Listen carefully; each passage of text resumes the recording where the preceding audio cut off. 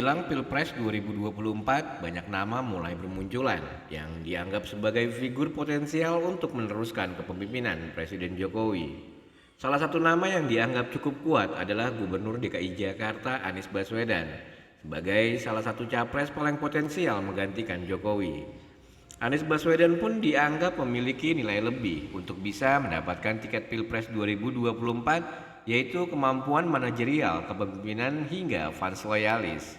Begitu kata Direktur Pusat Riset Politik, Hukum dan Kebijakan Indonesia atau PRPHKI, Saiful Anam menanggapi hasil RMOL Vote dalam 9 Capres 2024. Dalam hasil voting itu, nama Anies berada di urutan ketiga dengan perolehan pemilih sebanyak 13.708 dukungan atau 16,7%. Dari total dukungan sebanyak 82.093 pemilih. Kekuatan Anies berada pada ia pernah memimpin Jakarta. Dan karena didukung oleh APBD yang besar, maka menghasilkan pembangunan yang lebih dapat dilihat oleh publik. Saiful melihat Anies didukung oleh kekuatan APBD memadai dan tim intelektual yang mumpuni, mampu membuat Jakarta terkesan lebih hidup dan berhasil.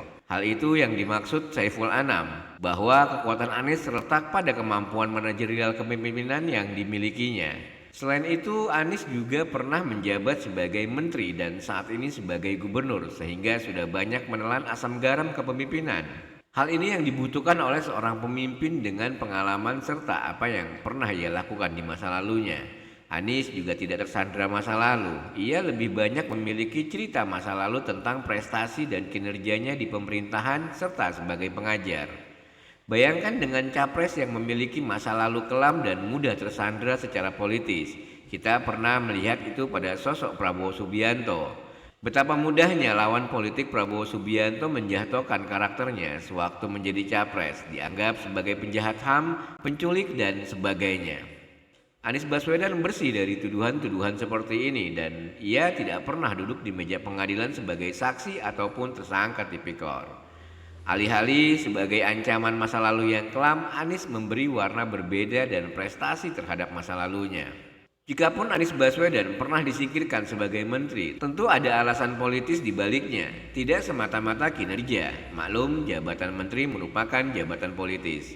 Selain itu, kelebihan Anies lainnya adalah gaya komunikasi dan jaringan internasional yang dimiliki Anies, sehingga terkesan unggul dari bakal calon lain. Tidak hanya itu, Anies juga memiliki fans loyalis yang kuat. Kita dapat melihat hal itu sejak pertama kali ia didukung menjadi Gubernur DKI Jakarta.